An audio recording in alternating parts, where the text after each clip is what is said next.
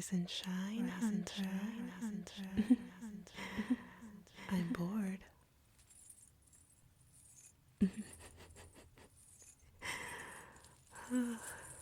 There's no point in doing any of that.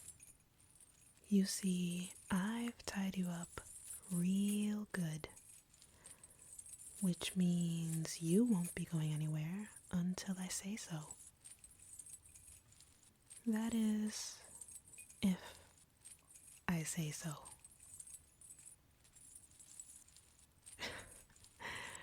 Really, save yourself the trouble and don't hurt your pretty little wrists struggling. Or do. I like seeing your kind in pain when it's deserved.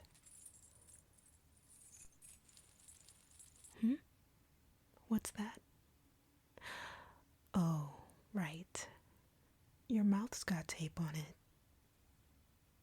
I think you've seen enough movies to know what I'm gonna say, right? Just in case you don't, this place is completely soundproof. But you have enough common sense to not be the idiot who screams when the tape comes off.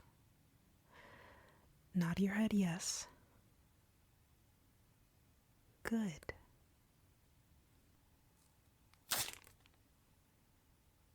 Now what were you saying? My kind. What about them? Watch your words. Watch your words. You've got it all wrong. My kind, for the most part, mind our business and don't hurt anybody unless we have to. We live in the shadows. We only come out at night, and typically it's just to feed and explore the world we've been on long before any of your people have. Yeah, well, every species has its rotten apples. It doesn't mean we should all be stalked and staked for the sins of others, right? Me? What about me? Tell me, what have you learned in all the research you've done on me? You know, I don't know whether to be offended that you think I brought you here because I'm going to kill you, or flattered that you assume that's my intention. No. My intention is far more sinister.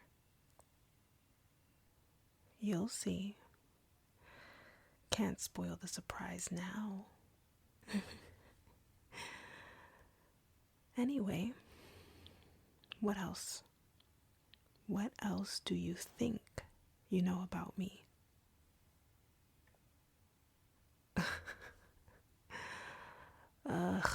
Okay, I'm getting bored with this victimization. Blah, blah, blah. Again with this. This doesn't count.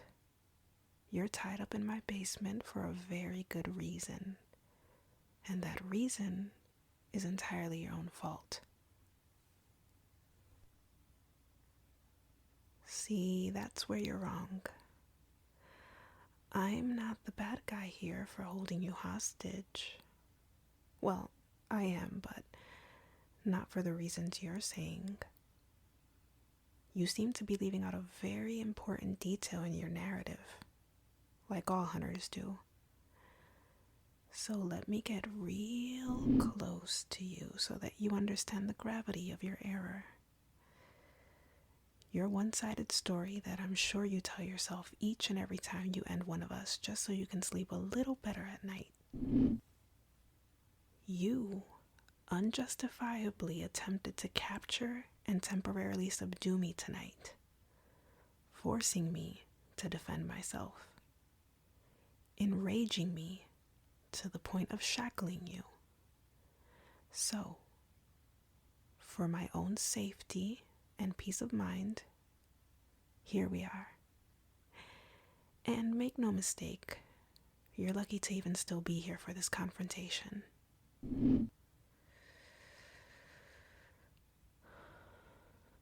I could drain you dry right now. You would deserve it. And you're so helpless.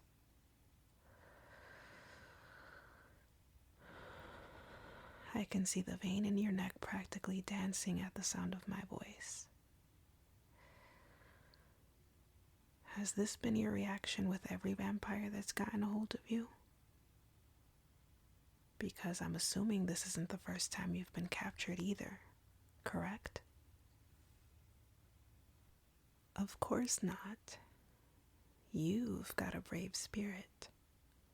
Quite reckless and naive when it came to me, hence why you're here, but definitely brave nonetheless. I like that. I like courage. I also like recklessness and naivety. It's fun to shape. It's satisfying to bend that kind of defiance to my will. And you will bend. But my question is, why not use that same bravery for a more humane job? I mean, I know being a hunter doesn't pay the bills no matter how brave you are. Why not become a firefighter, a surgeon, an officer? Why do you feel the need to do this, of all things? Over my hundreds of years, I've come across many of you, and most of the time I've found the motivation to kill us is almost instilled in you from birth. Taught to you through your ancestors, or more recently, movies and shows. It hardly ever stems from a natural desire. I'm right, aren't I? Daddy issues? Was he a hunter too? That's okay, you don't have to tell me your sad life story. I don't particularly care to hear it anyway. Not when you've ended the lives of so many innocent young vampires I knew. Oh, you don't want my empathy.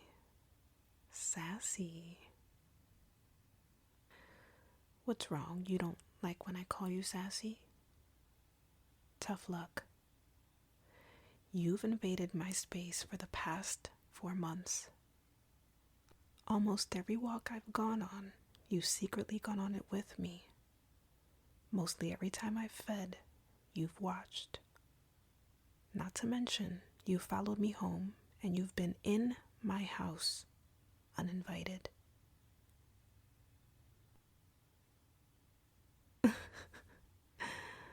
You must think I was born yesterday. You didn't think I knew that, huh? I mean, don't take this the wrong way, or do. I don't care, but you didn't think to check my home for hidden cameras or any sort of covert security system? I mean, you're good at what you do. You left not a single thing out of place after touching it. And you've managed to end a lot of vampires I've known, but you don't think a vampire that's lived over 200 years would take some precautions? You can't really be that gullible. Unless you've only gone for the newer vampires and I was your first mature one. That's it. So you're not as brave as I thought after all. Spit at me again and it'll be the last thing you ever do. I don't believe in doing things without a proper cause, but I won't hesitate to snap you if you try that again. Do you really want to add that fuel to the fire?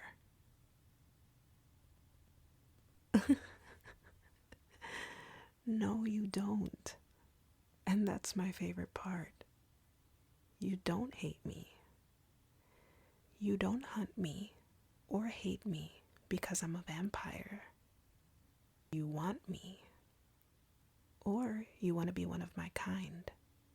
Maybe both. I haven't quite figured it out yet, but I know I'm onto something. If I'm wrong, then why else have you found yourself obsessed, not only with my every move, but also with my every thought and interest?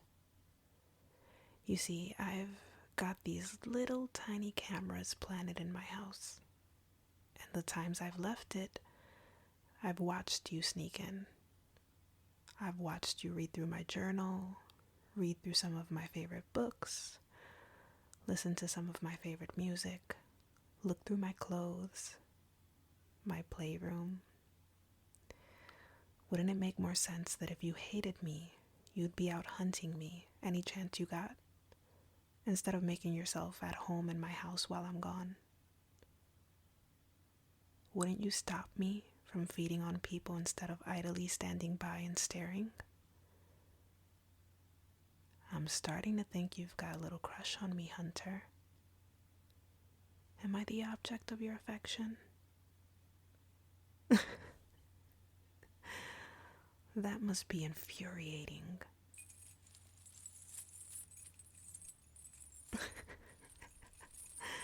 Oh, this is fun.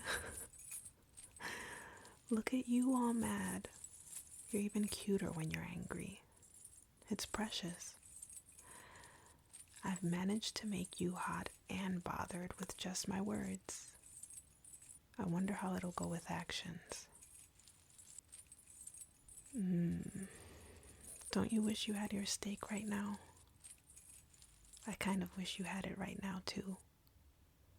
Not that you'd actually use it on me again, but the thought excites me. Scary? Not at all. To have my life metaphorically in the palm of another's hand, while knowing they won't dare take it,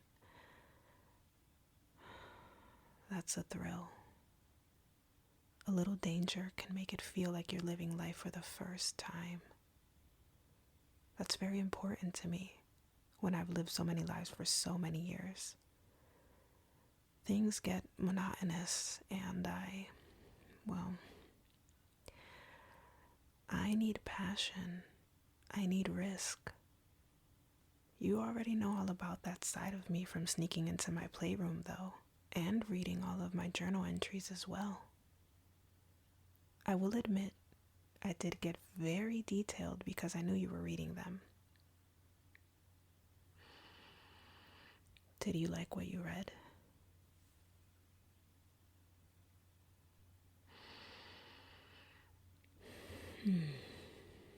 I can smell the blood rushing more urgently through your veins right now.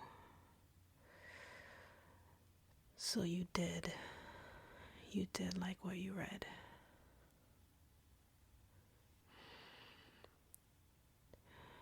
I knew it. I knew you were like me. Deny it all you want, but we have the same needs.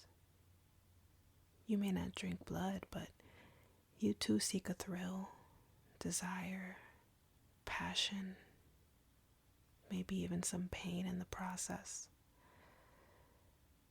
I'm going to give you all of that. And as you bend, as I shape you into something new, you'll see I'm not your enemy. That I never was.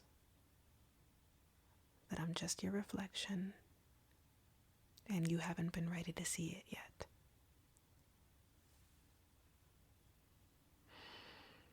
You smell good. I can't wait to play with my food. You know, Hunter, I think you're going to make the perfect pet. And the best part is you're going to love it. Every second of it.